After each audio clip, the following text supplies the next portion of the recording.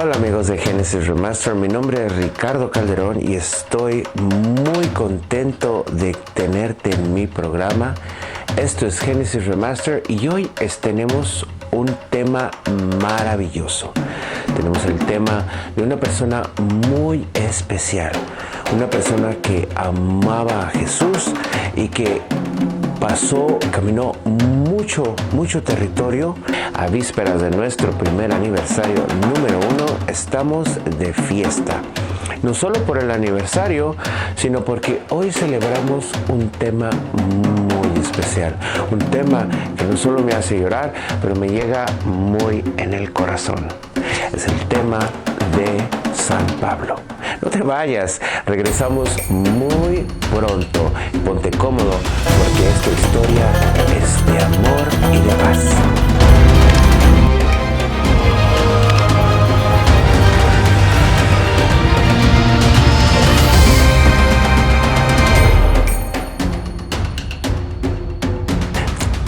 Bienvenidos, estamos muy contentos porque vamos a hablar hoy de un tema muy hermoso.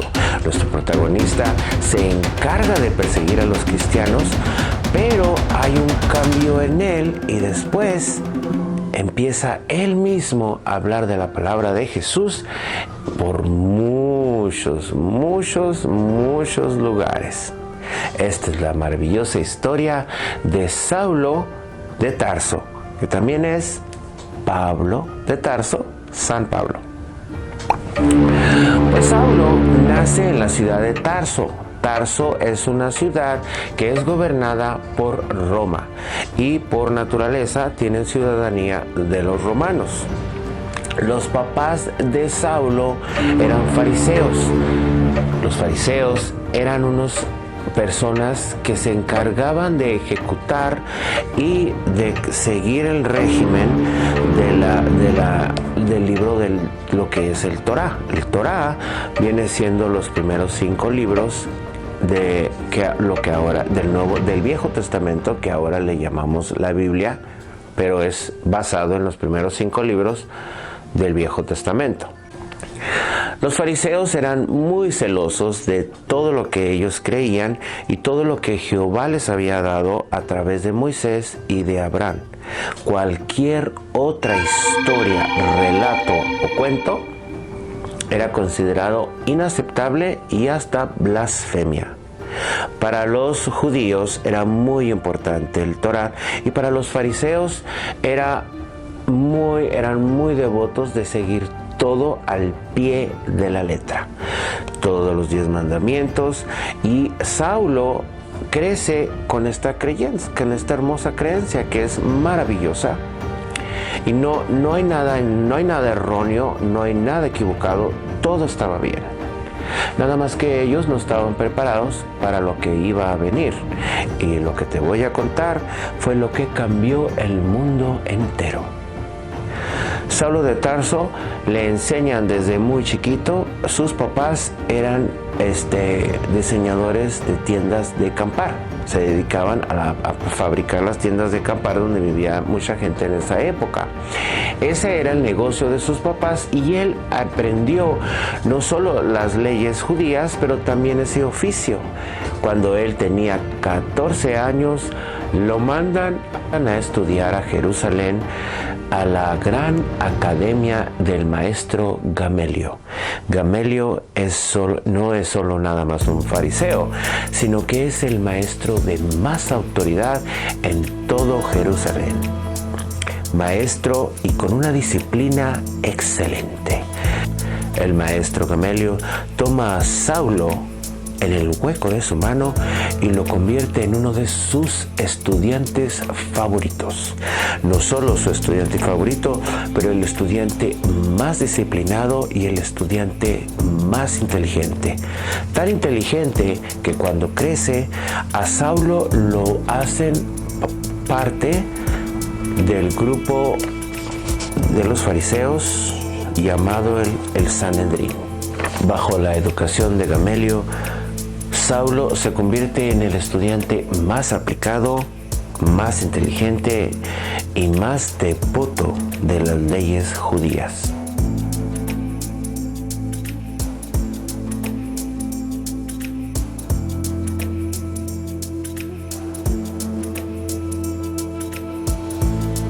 maestro Gamaliel lo hace candidato y partícipe del tan famoso Sanedrín. El Sanedrín es un grupo religioso compuesto de 10 personas muy especiales, muy sabias, con mucha disciplina en la ley del Torá. El Torá es el libro, son los 5 primeros libros del Viejo Testamento. Devotas de estas leyes y con una disciplina más que estricta, aceptan todo, pero a la vez no aceptan nada. Nada que no esté en las leyes, todo que venga a hablar que no esté en nuestras leyes sería prohibido, no sería aceptado y sería una blasfemia. La historia de Jesús es una de ellas. Ellos no aceptaban que Jesús era el Mesías, que Jesús era el Hijo de Dios. Lo mandan a crucificar. Jesús resucita al tercer día y se empieza a aparecer a sus discípulos y a todas las personas que confiaban en él. Para el Sanedrín y los líderes religiosos, todo lo que está en el Torá es aceptado y todo lo que no está en el Torá no lo es. Es considerado mentira, un cuento y hasta llegar a una blasfemia. Cuando Jesús se presenta a los discípulos empiezan a hablar con gente y se empieza a mover un movimiento, el cual le llamamos el movimiento de Jesús. Al oír esto, Saúl se enfurece, no lo acepta porque él está en una creencia muy especial que viene siendo las leyes de Moisés, las leyes del Torá, las leyes del mismo Dios Jehová, y todo esto que se está moviendo y levantando es totalmente ilógico y loco. No es aceptable, no es aceptable, y Saulo no está de acuerdo en todas estas cosas que están pasando. Todo lo que se está levantando en movimiento de Jesús es totalmente erróneo, es una blasfemia y va en contra de las leyes de Moisés, del movimiento de Jesús. El nuevo grupo que se está levantando, llamado El Camino, no es algo que sea del agrado del grupo de Sanedrín y tampoco de Saulo. En un modo sarcástico se les empieza a llamar los nazarenos. Los nazarenos son los que siguen a Jesús y no son bienvenidos para los judíos ni para los religiosos. Los nazarenos no son bienvenidos para los judíos ni para los líderes religiosos del Sanedrín, y mucho menos para nuestro amigo Saulo. Saulo de Tarso se ha determinado de controlar a estos nazarenos, a estas personas que se llaman El Camino, seguidores de Jesús, el falso profeta, y está determinado a controlarlos y ponerle un fin a esto. Entonces mandan a traer a uno de los líderes de este grupo que se está levantando, que es El Camino, y el líder Esteban viene, habla con el grupo del Sanedrín y empieza a decirles cosas que los empieza a alterar, incluyendo a Saulo. Les empieza a decir que ellos mataron al Mesías, que ellos mataron al Hijo de Dios y que el Hijo de Dios está vivo y que se está apareciendo entre los discípulos y ante todos sus creyentes. Esto no lo pueden resistir los fariseos y lo mandan matar. Lo sacan de la sala y toman piedras y lo apedrean hasta morir. Entre ellos se encontraba Saulo. Saulo está determinado a perseguir y a controlar estas personas que se está saliendo todo de control y va con los religiosos, y va con los líderes religiosos y les pide cartas, permiso para ir a otros lugares, para perseguir a los cristianos, traerlos a Jerusalén, porque el movimiento de Jesús está subiéndose, se está desparramando. Por cada 10 cristianos que agarramos, miles se convierten en otras ciudades y tenemos que ir a otras ciudades para detener esto. Pues déjame decirte que los líderes religiosos les dan esas cartas que él estaba pidiendo y se va a Damasco, una ciudad. Se va a Damasco a buscar cristianos. Pero en el camino de Damasco se encuentra con una sorpresa. Con sus soldados iban ellos para Damasco, pero de repente ve una luz muy brillante que hace que se caiga de su caballo. Y en la tierra, de repente mira para el cielo y no puede ver. La vista se le ha nublado y oye una voz: Saulo, Saulo, ¿por qué me persigues? Entonces Saulo contesta: ¿quién eres tú, mi Señor? Pero no puede ver. Y la voz le dice: soy Jesús a quien persigues. Y entonces él le contesta, Saulo le contesta: ¿qué quieres que haga? ¿Qué puedo hacer? Y Jesús le dice que vaya a Damasco y que se espere ahí y que va a recibir instrucciones muy pronto. Como no puede ver, los amigos de Saulo se lo llevan, los soldados lo acompañan y en un lugar donde se estaban quedando, ahí se quedó 3 días. Y por 3 días no comió, no bebió, no lo calentaba, me imagino que ni el sol. Para esto Jesús le había mandado un mensaje a un cristiano llamado Ananías. Ananías, sí lo dije bien. Ananías viene a donde está Saulo y le introduce el mensaje de Jesús y le dice a Saulo que Jesús tiene planes para él y que va a usarlo. Entonces él pone sus manos sobre los ojos de Saulo y Saulo recupera la vista. Le introduce la palabra y le habla de Jesús. Le dice quién es Jesús, le explica todo este movimiento y lo hace entender que Jesús es nuestro Dios y que Él tiene la misericordia para poder usarlo. Saulo se bautiza y Saulo está hambriento de Jesús, está enamorado de Jesús y quiere seguir aprendiendo más y se va a Jerusalén a decirle a los fariseos de su encuentro. Los fariseos no están de acuerdo, están totalmente muy enojados porque no pueden creer que este hombre haya tenido instrucciones de que fuera a controlar y en vez de controlarlos vino convertido en uno más de ellos, ¿no? Los fariseos dieron órdenes de perseguirlo y de matarlo. Pero Saulo tiene nuevos amigos y sus nuevos amigos son los gentiles.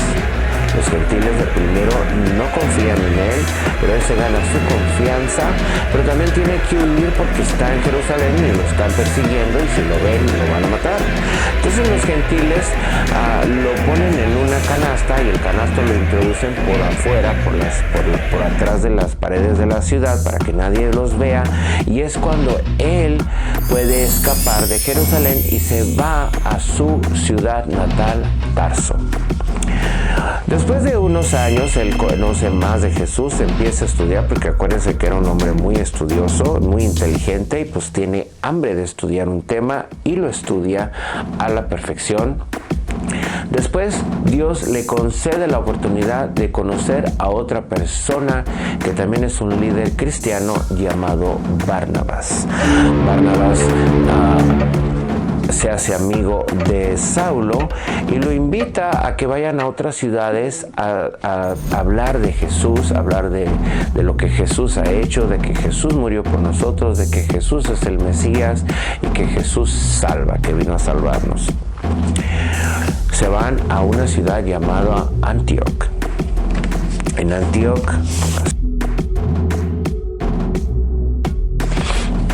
se van a una ciudad llamada Antioch. Antioch se considera la primer ciudad donde las personas de este nuevo movimiento optaron un nombre nuevo. El nombre es cristiano. Es una ciudad cristiana, es una ciudad donde hay gente cristiana y hay gente que son seguidores de Jesús. Muchos lo reciben muy bien. De repente todo va muy bien y todo va muy bien, hacen muchos amigos, forman un ministerio, desarrollan una comunidad y empiezan a establecer iglesias, a levantar iglesias en muchas de las ciudades alrededor. Todo está perfecto en Antioch, pero en Jerusalén la historia no es igual. En la ciudad de Antioch o Antioquía todo está de maravilla, pero en Jerusalén la cosa no es igual. El emperador ha mandado ejecutar a uno de los discípulos de Jesús y ha mandado encarcelar a Pedro. Si esto no fuera suficiente, vino una sequía tremenda y los cristianos nuevos en Jerusalén estaban sufriendo. De regreso a Antioquía, Saulo y Barnabas y la comunidad de Antioquía se preocupan por los cristianos que están en Jerusalén. En Antioquía, Saulo y Barnabas se juntan con el nuevo grupo y la comunidad para colectar ayuda, colectar dinero, lo cual la iglesia infante de Antioquía los mandan a Jerusalén para que traigan este dinero. Viene Saulo y viene Barnabas, les dan el dinero a los cristianos, los ayudan y de regreso a Antioquía se traen al sobrino de Barnabas, el cual es San Marcos, que es Juan Marcos. Juan Marcos y Barnabas y Saulo empiezan a recorrer todo el territorio del imperio romano, pero en una de esas a veces los reciben y a veces no los reciben muy bien, a veces los apedrean y por ello a Juan Marcos pues dice, ¿saben qué, muchachos? Pues está muy bonito el viaje y todo, pero pues como que no me gustan mucho las pedradas y yo me devuelvo. Yo me regreso a la casa y se quedan ustedes. Y eso no le gusta nada a Saulo. Y dice Saulo, pues me las vas a ver, muchacho. Me vas a pagar. No, no te creas, me dijo eso. Entonces, pues Saulo no le gusta. Dijo, este muchachito. Pues acuérdense que Saulo pues era muy disciplinado y no le gustaba pues la gente bipolar. No es que sea bipolar, pero no es que Juan Marcos haya sido bipolar, pero pues tampoco pues a quien le gusta que lo pedreen, ¿no? Y pues eso se exponían a veces se exponían a que las cosas iban bien y a veces se exponían a que la gente pues los correteaban, los corrían, los apedraban y pues en diferentes lugares a veces les iba bien y a otros les iba mal. Para el segundo, entonces al final de la primera jornada, porque hubo varias jornadas, hubo casi 5 jornadas, la que te estoy platicando en la primera jornada, y ahí se traen a Juan Marcos, pero Juan Marcos también dice, no, pues aquí mejor no. Y luego se va. Entonces hacen una segunda jornada, un segundo viaje, y es de regresarse por todas las ciudades que estuvieron viajando, donde vinieron para ver cómo estaban, para checar en las iglesias, porque estaban haciendo iglesias, estaban creando comunidades, entonces como que iban supervisando a ver cómo está todo. Entonces el primer viaje era para hacerlas y el segundo viaje era para revisar, ¿no? Pero en este viaje, Barnabas pues dice, ¿sabes qué? Pues me voy a llevar otra vez a Juan Marcos, a mi sobrino. Y le dijo Saulo, no, yo no quiero, porque pues luego va a andar ahí que se sale del grupo y que no, y que sí, que no. Y dijo Saulo, no, yo no. Entonces Barnabas, pues como era su sobrino, pues dijo, no, pues entonces yo me lo llevo y nos vamos por otro camino. Y dijo, bueno, pues está bien. Para esto Saulo ya había tenido conocido más cristianos, había tenido un poquito más de grupo, había conocido nuevos amigos y había conocido a un muchacho que se llama Silas y había conocido otro muchacho que se llama Timothy. Timothy después era un joven convertido que amaba a Dios, que amaba la palabra, y tuvieron una muy bonita relación, una hermosa amistad. Era su mentor, Saulo era su mentor. Pero déjenme decirle que para el segundo viaje ya Saulo ya no se quería llamar Saulo, porque cada que iban a cada ciudad, pues la gente le decía, pues tú eres el Saulo, o sea, hola, soy Saulo. Pues tú eres el Saulo que nos andaba persiguiendo. No, pues no te creemos, no te vamos a hacer caso. Entonces Saulo dijo, ¿sabes qué? Me voy a usar mi segundo nombre, que es griego, y es Paulo. Entonces ahí es donde, no, Pablo, porque Pablo es en inglés, Paul es en inglés, se llamaba, su nombre griego era Pablo. Entonces Saulo dice, voy a empezar a usar mi nombre Pablo, porque así la gente no va a asimilar mi nombre Saulo, y vamos a empezar con una nueva introducción. Hola, me llamo Pablo, vengo a hablarte de Jesús, y así la gente no tiene que andarme recalcando de lo que fui o de lo que era. Y entonces él se convierte desde el segundo viaje, la segunda jornada, se convierte en Pablo. Y ahora nos vamos a cambiar de canal, porque ahora vamos a hablar de puro Pablo. Entonces Pablo va con estos muchachos. Entonces Pablo, Timoteo y Silas ahora van juntos a recorrer otra jornada en el segundo viaje para ir visitando las iglesias que ya habían fundado y para ir checando de que todos estaban bien. Pero entonces Pablo, junto con Silas y Timoteo, se determinan en no nada más en recorrer las iglesias que ya habían fundado, en checar con la gente de la comunidad que ya habían establecido, y los nuevos los amigos que ya estaban, que ya tenían, sino que determinan, dicen, ¿sabes qué? Vamos a explorar otras áreas, territorios ajenos.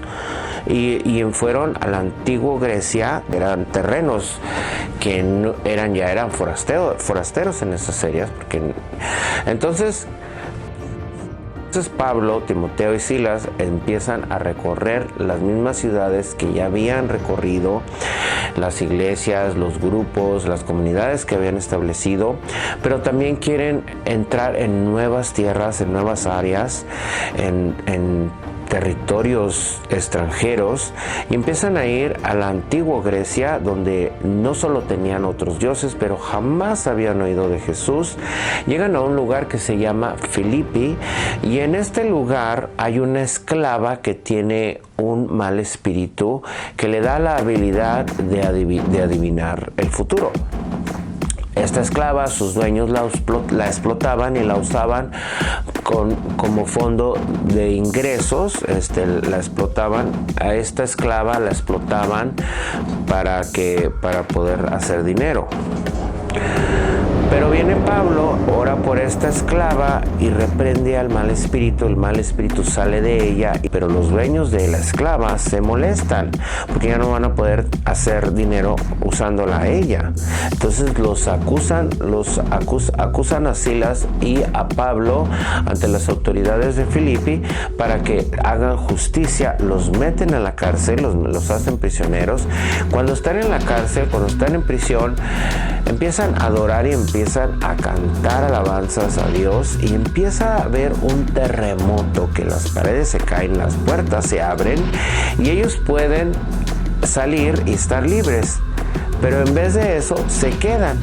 Cuando el guardia que los estaba vigilando se levanta y ve todo este acontecimiento, pues se quiere quitar la vida, porque dice, no, pues me van a matar, pues se me fueron los prisioneros, me va a ir como en feria.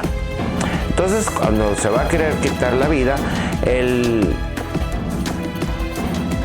Entonces cuando el guardia toma su espada y ven los muchachos que se quieren quitar la vida, le gritan y le dicen que no lo haga, que ellos todavía están ahí, que no tiene por qué hacerse daño. Pero para esto, Pablo habla con las personas de la ciudad de Filipo y les dice: ¿sabe qué? Yo tengo ciudadanía romana y conozco mis derechos y quiero que me dejen en libertad. Y lo dejan en libertad. Entonces los muchachos salen otra vez, y así es como Pablo y Silas y Timoteo empiezan la jornada de llevar la palabra de Jesús a todos los lugares.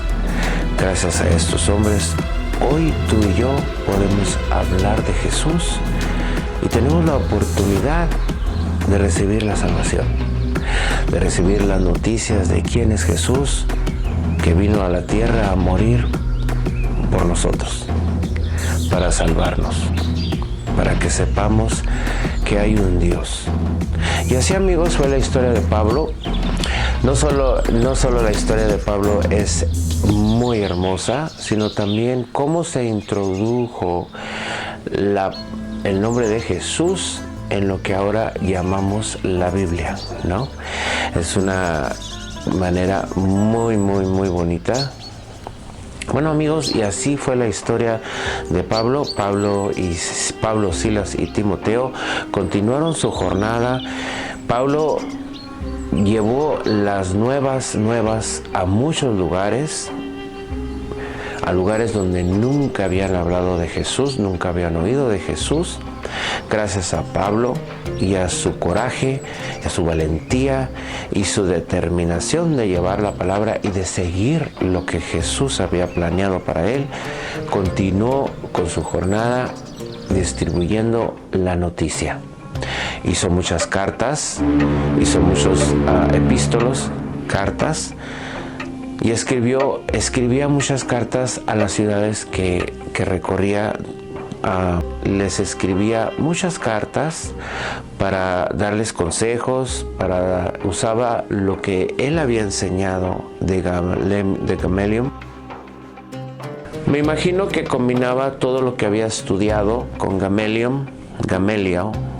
Me imagino que en cierta manera usaba todo lo que había aprendido en la escuela de Gamaliel y lo usaba con lo nuevo que estaba aprendiendo, porque empezó a escribir unas cartas preciosas. Escribía a las ciudades donde ya había pasado, donde ya había establecido comunidades. Escribió a Corintios, escribió a los Efesios, escribió a los Romanos. Entonces todas estas cartas forman parte de lo que viene siendo el Nuevo Testamento. Pablo es responsable por 13 capítulos que están en el Nuevo Testamento, lo cual ahora es la Biblia. Yo considero, y todo el mundo considera, que Pablo es una figura muy importante en nuestra comunidad, en nuestra religión. Estoy más que seguro que tú estarás de acuerdo que Pablo viene siendo una figura muy importante en lo que es la historia cristiana, la Biblia, y también que es un personaje muy histórico, muy famoso y muy especial. Después de Cristo, él viene siendo, después del mismo Jesucristo, Pablo viene siendo una de las figuras más importantes de nuestra historia cristiana.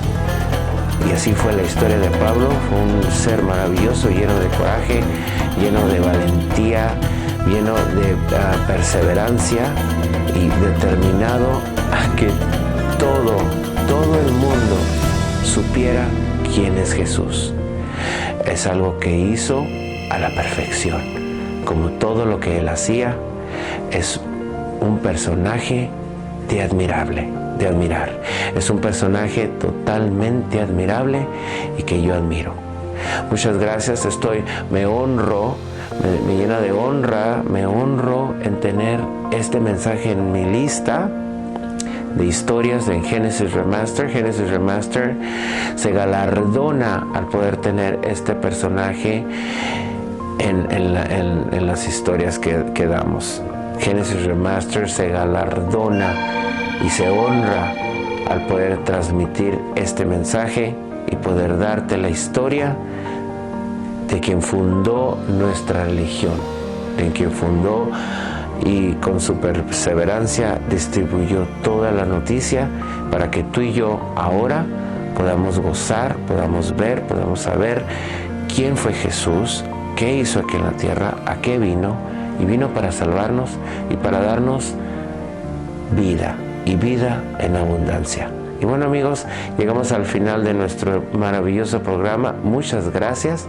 Les deseo un feliz año nuevo. Que Dios los bendiga y les deseamos lo mejor en este 2023. Y nos vemos en el próximo capítulo. Dios los bendiga. No olviden suscribirse.